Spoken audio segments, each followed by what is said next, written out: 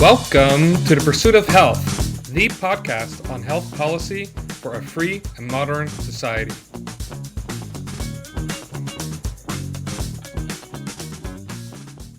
Well, welcome everyone to The Pursuit of Health. My name is Reinier Schuur. I am now a visiting fellow at the Center for Modern Health. Joining me today is my fellow visiting fellow, Colleen Smith, who is also an emergency medicine physician, and Jared Rhoads, the executive director for the Center for Modern Health. Now, before handing it over to Jared, I think I should explain to our audience the relaunch of this podcast. The Pursuit of Health was created by Colleen and I initially at Americans for Free Choice in Medicine. And the podcast was dedicated to rethinking American healthcare from a philosophically informed and pro-freedom perspective. And over the last year, we've been working with Jared at the Center for Modern Health, and that was going so well that we decided to join Jared at the Center for Modern Health. And we were able to get the podcast with us and bring it over to the Center for Modern Health. And that's what we're doing today, basically. We're relaunching the podcast. And so, Jared, how about you explain to our audience a little about the Center for Modern Health? Sure, thanks, Ray. So the Center for Modern Health is a think tank or a policy think tank that specializes in health policy. And we come at this topic from sort of a vision where every person should be able to pursue health as this active and rational project of theirs. We think that is a good ideal to hold. Now, of course, what that means then is you have to ask, well, what kind of policy is compatible with that? What sort of policy ideas either hinder that or aid in that? And that's where we get into where the rubber hits the road is the policy ideas and the premises around them and everything, and the implementation and the whole sort of stack of it. We view where this leads us is to free markets and to freedom as enablers of this vision of health as something that people ought to be able to pursue rationally. And one other thing I would put in right away there is that there's an immediate corollary to that, which is that if we're thinking about how people can be free to pursue health in the best way possible, that also means the people who are involved in the production of health, right? So that includes everything from physicians to other clinical people, all the business people who are involved in coming up with entrepreneurial organizations and business offerings and services and all the rest of it that all fit into that complete that vision, right? And so that's sort of a really high level summary of sort of our thoughts and our motivation here. I'll just say another quick word or two about what do we create, what we're doing, what are the actual products and that sort of thing that we're engaged in making. From the Center for Modern Health, what you can expect is things like this, which is podcasts and these kinds of conversations and moving the ball forward in the policy space. And in the cultural space too. We can get into that more later. But through things like this podcast, also through many articles and writings, that's a big part of it. The writings, if you ask, well, what form do the writings take? That's going to be a broad range. You'll see everything from commentary to studies to articles that have are digging up empirical data and wrestling with that. Policy briefs, anything that we think is helpful in moving the one or more conversations forward in our mission here. So you'll see a wide range of things like that, and we're looking forward to doing it. There's also an educational portion of what we do. We can talk about that if maybe in future episodes or so. But we working with students who are interested in getting involved in this kind of work and possibly going into healthcare, medicine industries, as well as potentially working with people who are already in those industries and working in a professional way already. So we've got some programs like that, either already in existence in the case of the student one, or planned, hopefully, in the case of the professional one. So a wide range of things and products and things to get involved with. So yeah, I welcome our new and existing listeners to this project, and we're excited to get going. And what we thought we would do for this first episode of the relaunched podcast is to dig into one of your articles, Jared, that has to do with reshaping the debate around healthcare. And the reason why that's important is that you just mentioned all these things that we plan to do at CMH, which involves talking to different people, pursuing different policies, doing different studies. But all that takes place within this wider context of this thing called the healthcare debate. So that's important to grapple with, because if that debate is being held in a particular way, it affects all those other things that we and other people are trying to do. So this is a question to both of you. How should we think about the nature of the healthcare debate right now? I mean, I think Ray and I both talked about this to some extent on our last season of these podcasts, but I think, and if we're going to talk about your article, Jared, you also brought it up at the beginning of your article too. There's this real sense of the debate that's framed as we just everyone has already made the assumption that something needs to be done about healthcare or to healthcare, and especially in the kind of more partisan world, the question isn't really whether we need to do anything or not, but to what degree should the government be involved? To what degree should someone else be paying for everyone else's healthcare? And I think that you bring this up in your article, and you talk about how we are talking about mechanisms, and we think about mechanistically, how do we drive down costs? How do we um, how do we get doctors under control? How do we regulate hospitals that are, right? I think that now everyone's talking about how hospitals are the driver of all of the costs in healthcare, and trying to point to hospitals as the problem. But you know, there's something kind of deeper going on here, and I think what we really want to do is reframe that and move away from how do we attack each of these tiny little things to what's really underlying all of this, what's going on at a deeper level. And then furthermore, at a deeper level, what should healthcare be? Yeah, and I think And what's interesting is that from a certain perspective, when it comes to fundamental questions like the role of government versus freedom and things like that, there is, in a certain sense, no debate in healthcare. Like that debate, maybe to some extent, it was never really had, but it certainly isn't being had right now. The debate is more a question, like you said, Colleen, of how much government do we want? And you might hear people who are arguing for free markets and for freedom of choice for patients.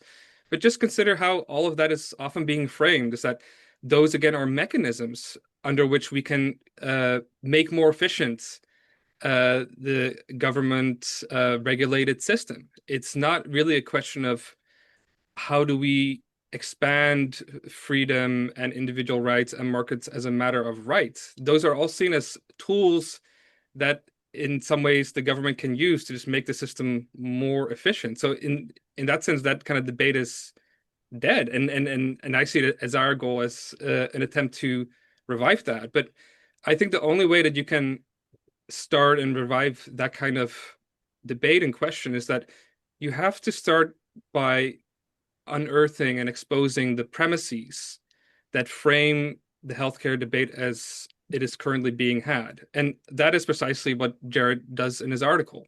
So, Jared, how about we dive in there and we get into some of those premises? Sure. Yeah. Yeah. No. As exactly as you say, there's so many different debates going at any given moment.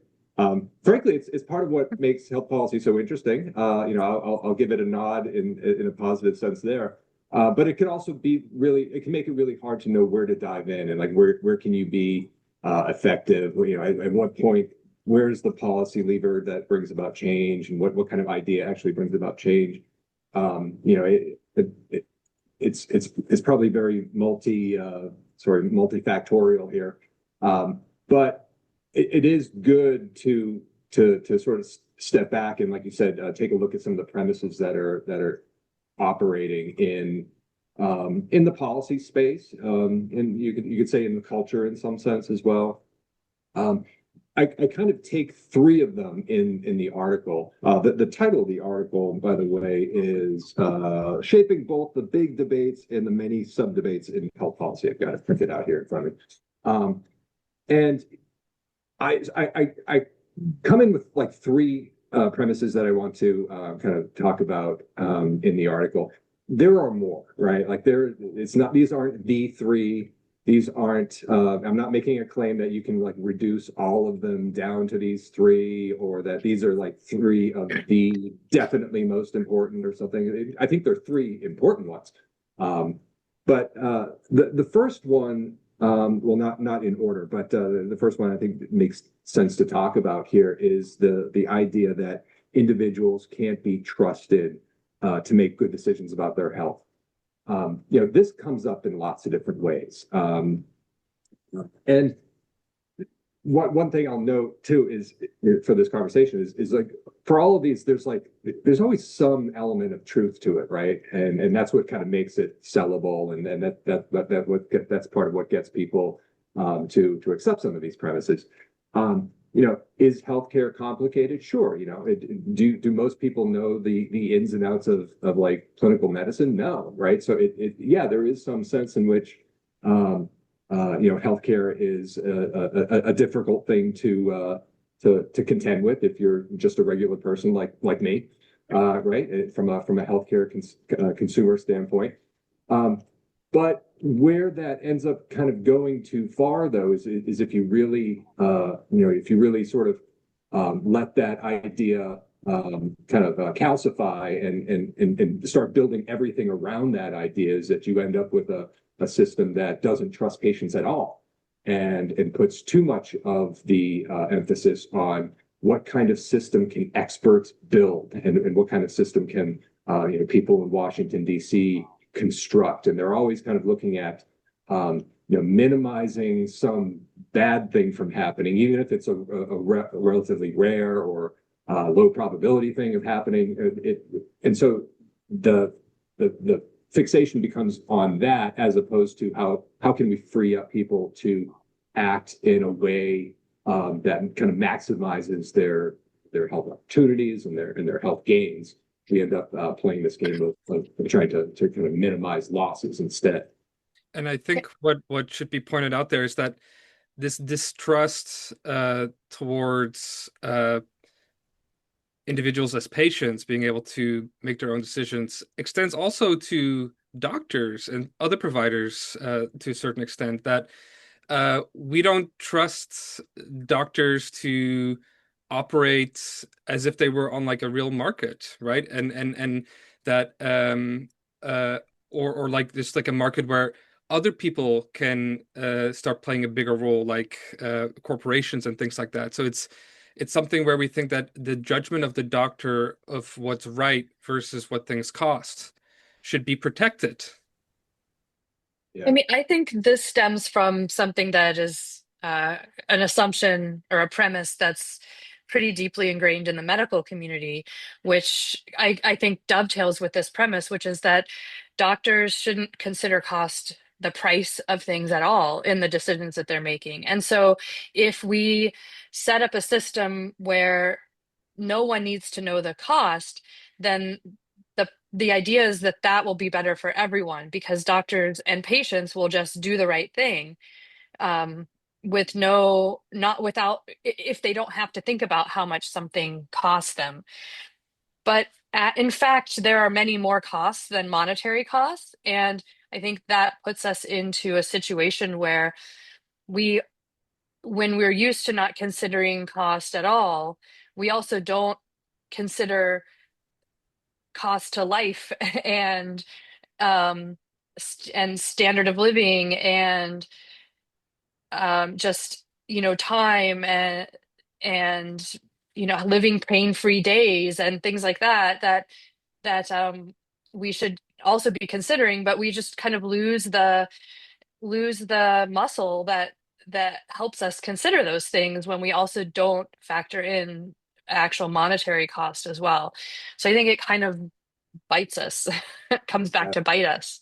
Yeah, absolutely. And with the consumers, right? There's sort of like a skill involved with being a consumer that, savvily, can you say that word? In a savvy way, consumes information about medical, options and, is weighing costs and, doing a little bit of I hesitate to say research. I don't mean doing your own research in like the medical way. I just mean like, doing research about what your options are and figuring out, making a good decision about your care and that sort of thing. Like that's a skill that can get lost if we're not trusting people to do that very much and we're trying to take care of it for them. Right. And so that's so anyway, that's one of the sort of premises. In this paper, I should say, if I haven't said it already, it's not that we're raising each one of these premises and then giving a full debunking of it either. I actually think we kind of approach and address some of the pushbacks and critiques that are possible. But I actually think you could probably do a full paper on each one of these, and we probably will in the fullness of time. So if these are the kinds of issues that you out there listening to this podcast like to think about and grapple with, just wait, because I'm sure we'll do probably an article on this, right? Let's move. Should we move on to the second one? Yeah. Yeah.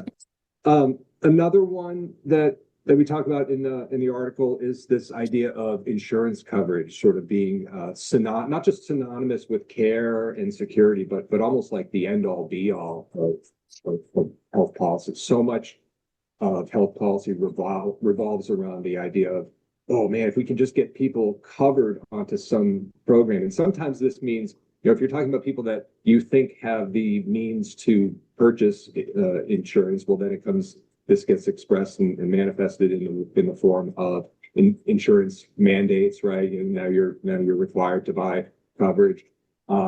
If for other income levels, it becomes either an actual entitlement. You will have government programs that seek to cover people, or the sort of in between mode of this is that you get people onto a sort of government marketplace in quotes, but then which is heavily subsidized and again the thrust of it all is to get people covered, and the idea is like, well, if we can just get people covered, doesn't that take care of everything?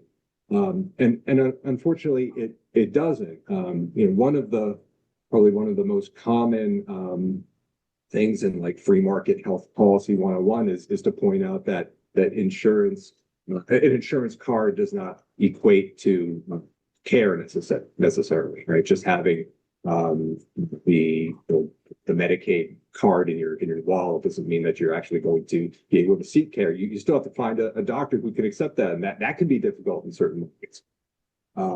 So this is once again, though, this is one of those kind of premises that ends up pushing the whole kind of conversation out there toward a more government driven solution, right? Because if you see this as if you see lack of coverage as such an important problem, and you're on the premise that government needs to address that, you're probably going to be looking to create a program or put people onto a program, as opposed to thinking of ways to make insurance less costly so that people can go and afford it themselves and buy it themselves and have more of a direct connection with their own insurance shopping experience there. I think Yeah. what's also interesting to point out to the audience is the way that the first premise that we covered is related to this premise of comprehensive insurance coverage is the kind of like health policy goal that most people take for granted. So, uh, Colin and I had done a previous episode on again this idea that we talked about, that we want to protect both the patients and the doctor's judgment from things like market forces, right?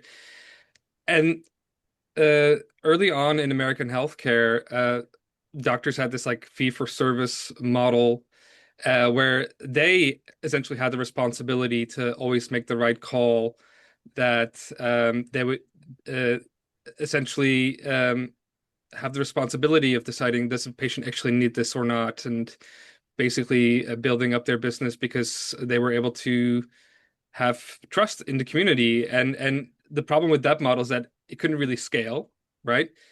And so they were fighting insurance, but eventually insurance was really the only game in town for how to potentially provide more coverage. And the um, medical profession accepted that because it allowed them to retain this kind of ideal that, well, I just practice medicine, I'll send the bill to the insurer, right? And the patient just shows up to the doctor's office. They don't have to think about what things cost. So it's the expanding comprehensive coverage is a way to kind of maintain this ideal where neither the patient or the provider really has to think about cost, which is I think why it's been so enduring. And it speaks also to the fact that it's not simply something that came out of calls for healthcare being a right from the patient side.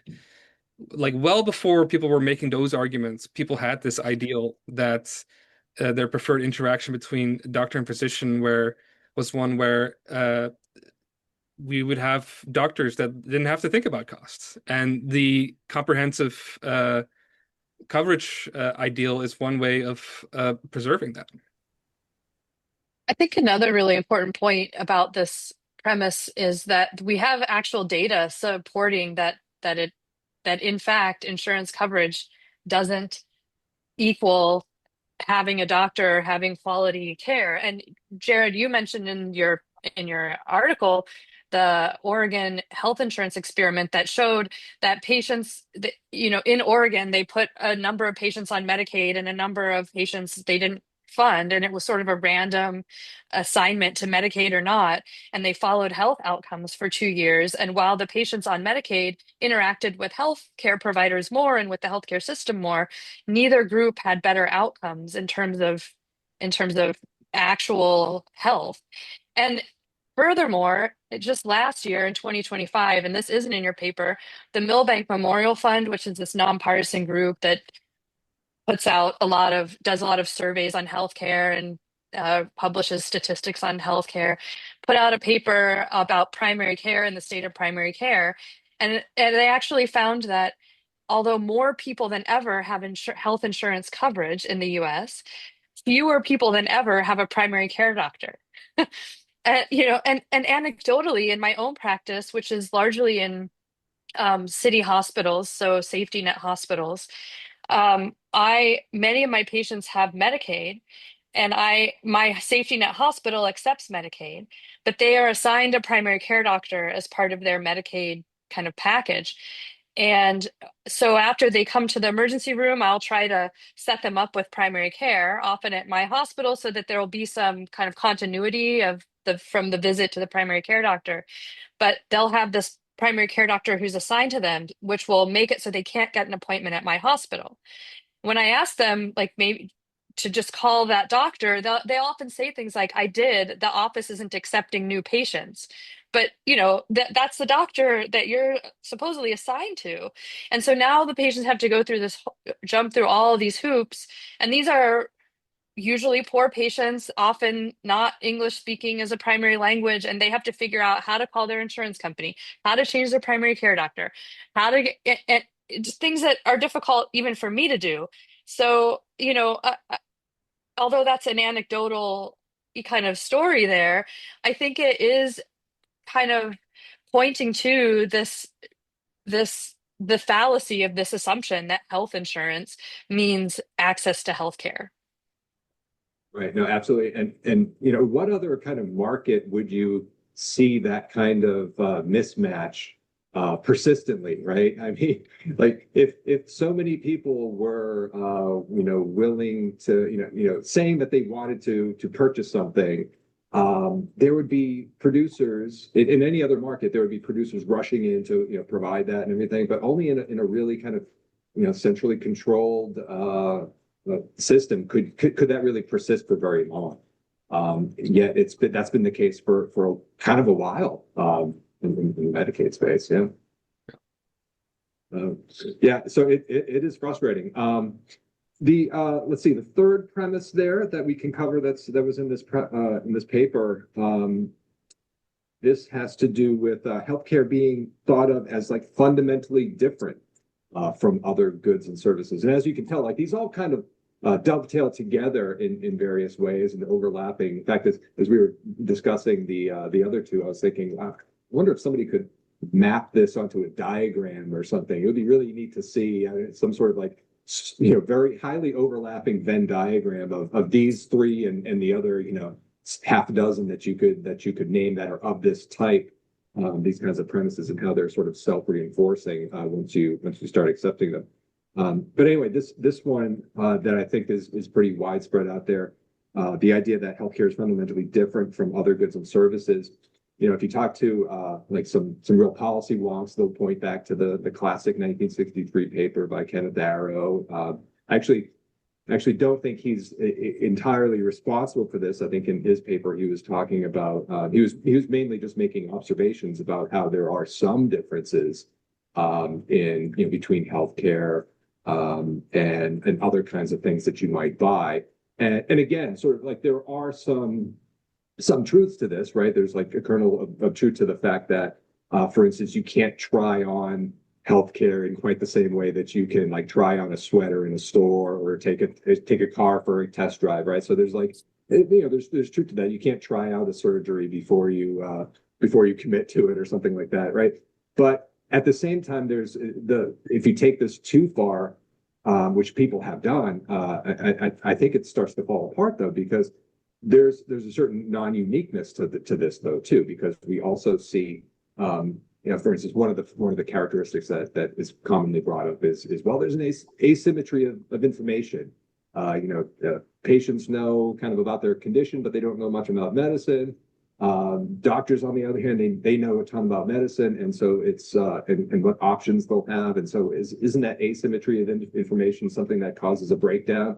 Well, as many people have pointed out, that's the same thing that happens when you bring your car, for most people, that when you bring your car into an auto body shop or your mechanic, most people, especially these days, don't know the ins and outs of how to fix their engine or something that's going on with their car.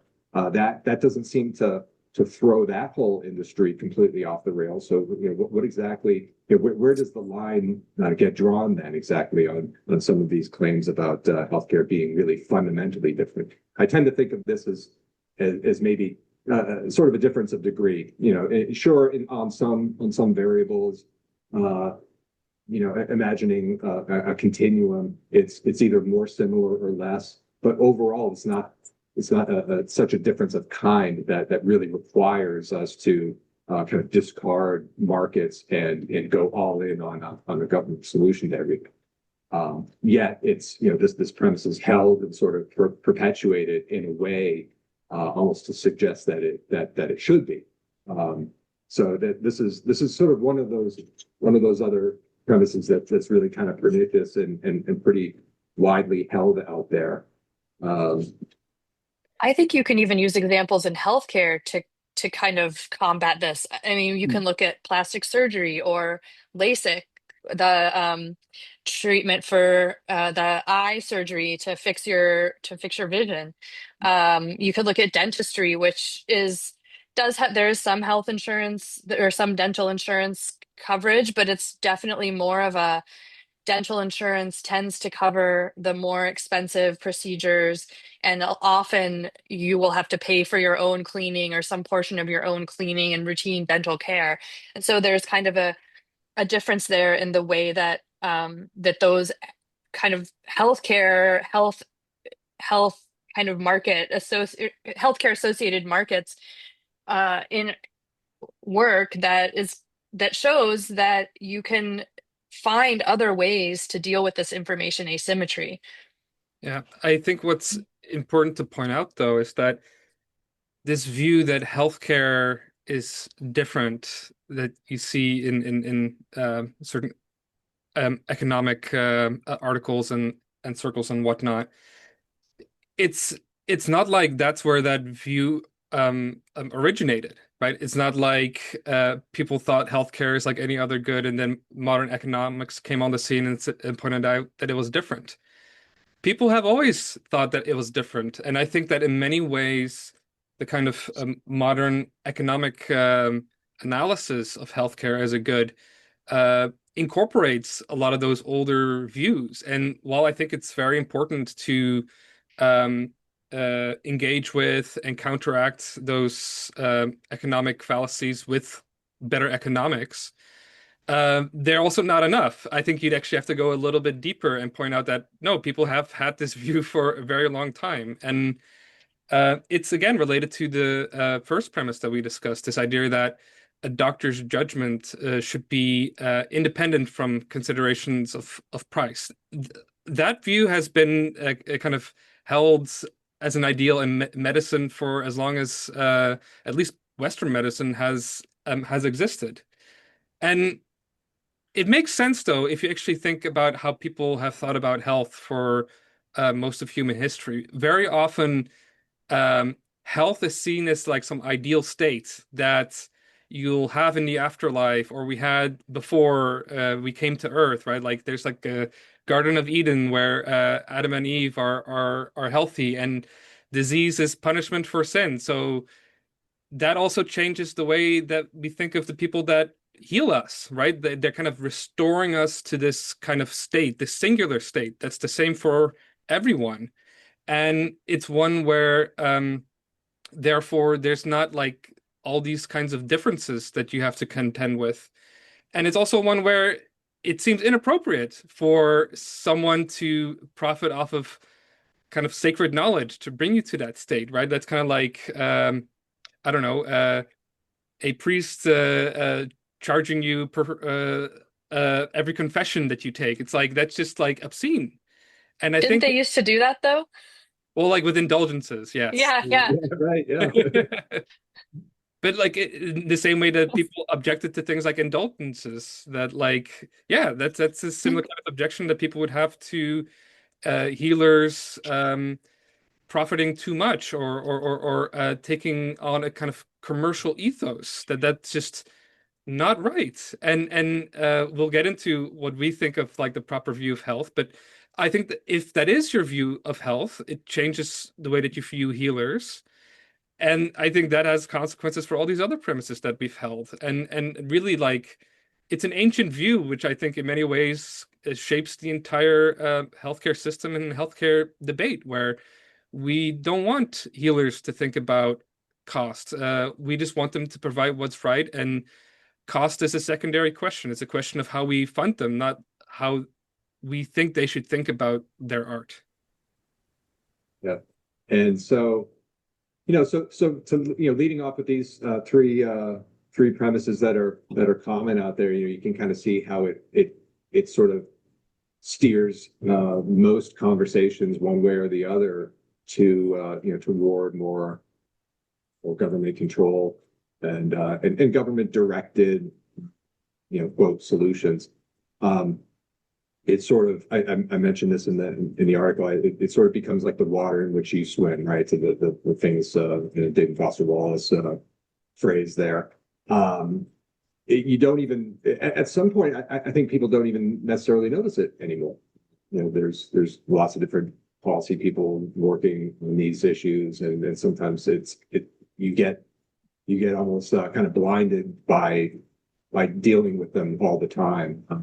And maybe even you start to accept them in some ways. But one of the things we're trying to do here with the Center for Modern Health is really kind of question some of these premises and come up with new and different solutions. um, and also new and different ways of advocating for some solutions that have been developed and are good ideas, right? I mean, it's not like everybody in the doing kind of market oriented health policy, has been putting out ideas that wouldn't work. But sometimes it's an idea that isn't a good idea. Other times it's an idea that's good, but it's not being advocated for in a particular way that's likely to succeed. There are lots of reasons why we sometimes feel like we're in the doldrums of health policy and not making progress on market oriented fronts. Um, to to sort of jump in on some of the ideas that are can be seen as like alternatives to these premises. One is just the kind of the thing that we started with, which is the realization of health being this vision that of individuals pursuing this thing as part of a life well lived. This is a value for people to pursue, kind of like any other value. You might argue that it's more important because it sort of underlies a lot of the ability to pursue other values and live a long and fruitful and healthy life is obviously tied and connected to many other values that you'll be pursuing in your life. But you can think of it in some of the same terms. Pursuing relationships with your doctor in a certain way, and other organizations and services that are part of the healthcare ecosystem and serving you. I think so that's sort of one high level kind of like paradigm shift that if you once you start looking at it as that being the project and trying to get as many people to see healthcare as that kind of pursuit as opposed to this kind of idea of risk mitigation and harm minimization. I think that a more positive view leads to kind of a flourishing of ideas and possibilities, and what are all imagine all the opportunities that we could face if more people were free to produce and pursue those in that way.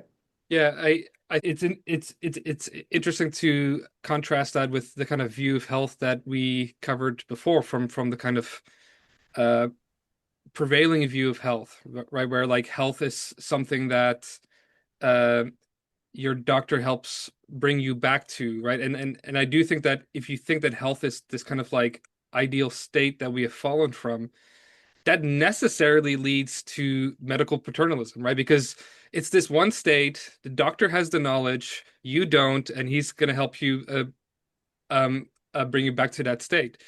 But there is no such state, right? It's for most of human history, our modern standard of health was non-existent, right? Like what it meant back then to like have a healthy life was that hopefully you had like a relatively painless death by the time you were 35 or 40, right? But like you had all these other problems along the way, and you would still be considered healthy by like all the other people, right? Because like most children died before they were like 5 and like all these other horrific things. And uh most of what doctors did was either harmful or they just helped you endure incredible amounts of suffering, right?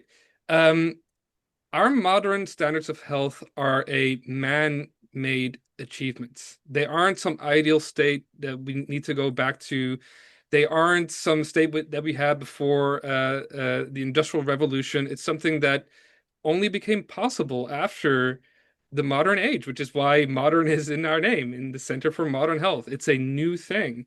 And I think it's also important to point out that what coincided with a lot of this explosion of standards in modern health was using reason to shape our lives to meet our ends, and also the introduction of the profit motive in healthcare with the pharmaceutical industry, which came from the German dye industry and smaller apothecaries. They were selling goods, and they were looking at ways to provide value to doctors, and that's where you get this explosion of new ways of dealing with health that didn't exist before. I mean, like, just consider the fact that so many people today would probably not have survived in ancient times because they have all sorts of um, health problems that made it impossible for them to survive. Now, like, we can make unhealthy people uh, exist and flourish, even though by those standards, like the ancient Greeks might have um, done away with them, like when they were born, right? That just an Left amazing them out in the thing. woods. Right, exactly. That's just an amazing thing that, like, even if you're unhealthy by birth, we can make it possible with modern technology and innovation to keep you alive and improve your quality of life. So, given the novelty of our modern state of healthcare, why are we basing the way that we approach healthcare and all of these ancient, outdated ideas of what healthcare means and what doctors do and how patients and doctors should approach health, right? We need a modern rethinking of the ideas that underpin our approach to health and healthcare. Actually, Jared, I think you said this really well. At the beginning of your article, you just said, let me find it. You said health is not something done to you, but not primarily something that happens to you, but something you do. And I think that's a very, very short way of saying, we need to rethink and recapture our autonomy as patients and providers, our independence to pursue health as a value to us and a value we create together. Yeah, and I think that's the kind of idea. Well, first of all, thank you. I think it's just a really great way to say it. It's not something done to you, it's something you do. Yeah, and it's something that's going to be, I think, increasingly true, if I can put it that way, um, as with time.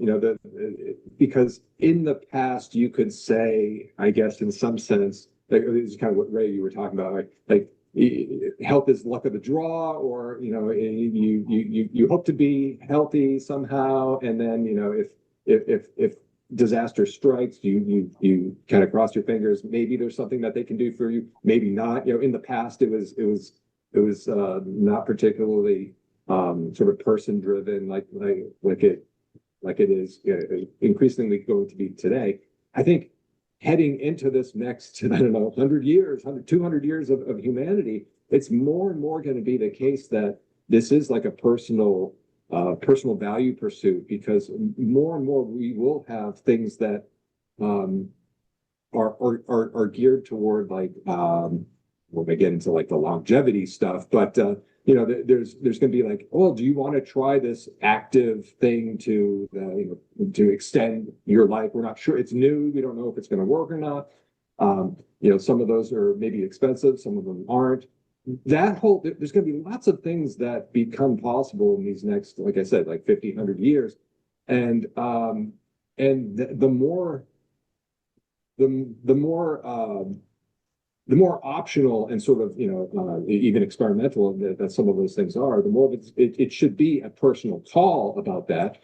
And it's going to be even more impossible to design a, I don't know, government health insurance system that makes that possible for everybody. Some people don't even want it, and there's going to be even rational debate over whether to go down this road or that road with your health. What's your own health philosophy going to be?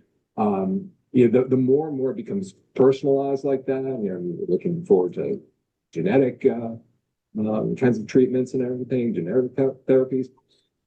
The more it becomes like that, the less that this, sort of like old 20th century or even further back model is going to fit. And so, just one more plug for the modern element to this project. And I think what that also points to, is on the producer side, right? It's health isn't this one thing. It's like it can refer to energy levels, stamina, strength, um, even lots of important differences if you're very sick or terminally ill, like quality of life, being able to do certain things over other things, and which ones you prioritize, right? Like it's not simply like a luxury kind of question to focus on energy levels and sleep and all these other things. Is that those similar differences also exists on the extreme end of health, where you're very, very sick. Like those individual differences really, really matter to people.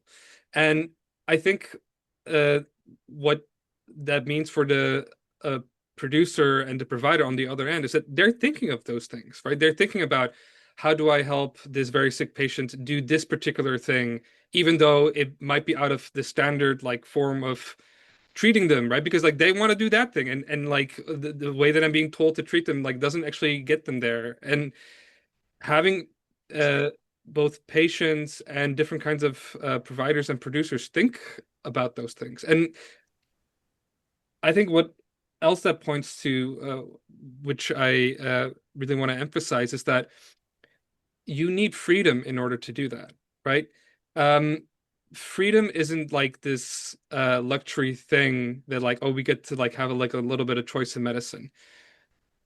Medicine and modern health is a product of the human mind that requires freedom, right? It's like no accident that we saw an explosion of modern medicine and innovation following the Industrial Revolution, right? Because there was increased personal freedoms, but economic freedoms, right? And the reason why that's important is because it stands in contrast, first of all, with the ancient view, where health is this thing that exists that like the sacred experts help you back to, and so it's just like a matter of like distributing it, right? And like just making sure that everyone has like a holy healer, right? Um, but if health is something that is created, right, by both the values of patients and producers, freedom is a necessity, right? It's without freedom there is no modern health, and I think in many ways we would have even more health if things were freer, and we're held back by a lot of these ancient views of what health is and how it should be distributed. And I think this is also in contrast with how freedom is sometimes discussed by people who claim to be advocates for free markets, where they again will have this view that like, oh yeah, health is this thing that exists.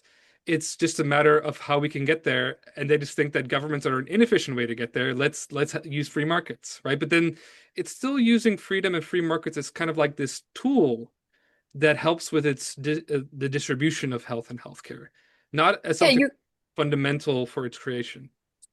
you can see that with how government has tried to kind of harness free market techniques to try to cut costs or improve things.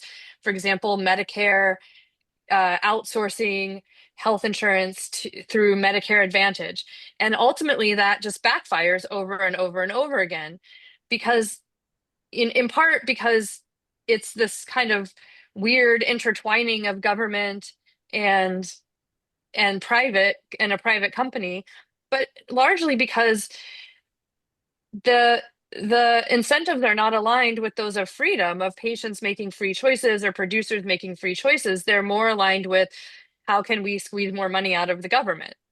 One more thing I would say too, and I mentioned this in the article, is sort of about the burden of proof here. We're talking about the premises that kind of tend to steer these conversations and this policy work in the direction of more government. Well, the burden of proof really ought to be on the people who are advocating for restriction on freedom. Tell us why that needs to be the case, instead of it being the other way around. If you are advocating for, if you think there's such a strong reason why we need a control on something or a regulation on something, the burden of proof really ought to be on you to make that case. We are looking at the value of freedom and free markets.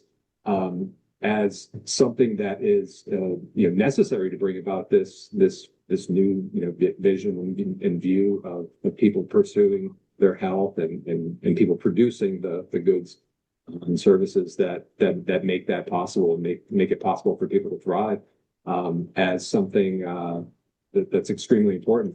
I think one way to illustrate that to people is that questions of how we finance healthcare isn't some like dirty thing that like, oh, we like have to like deal with this and then we can like really just talk about health and things like that. Questions about consideration of cost is what enables you to pursue health, right? It's not like these two separate things where here's how we pay for health and like, oh, like this is how we pursue it.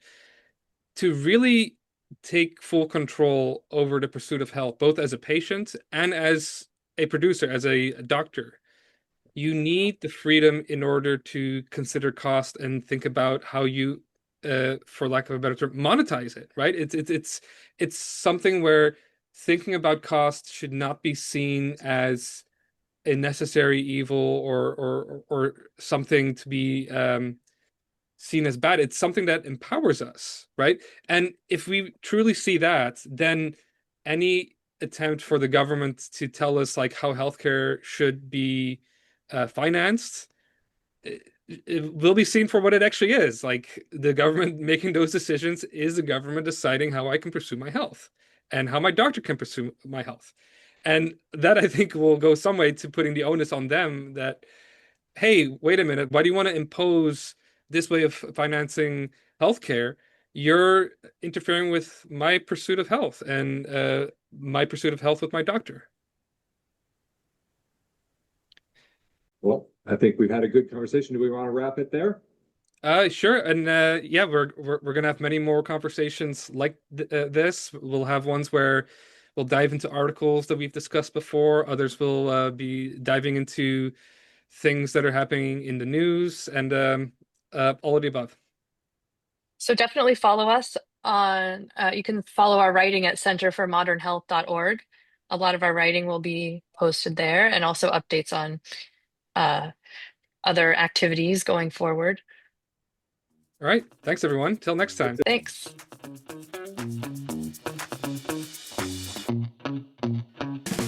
To stay up to date, subscribe to our show from whatever podcast platform you are listening from. To support our show and the Center for Modern Health, you can make a tax-deductible donation at centerformodernhealth.org/support. Thank you for listening.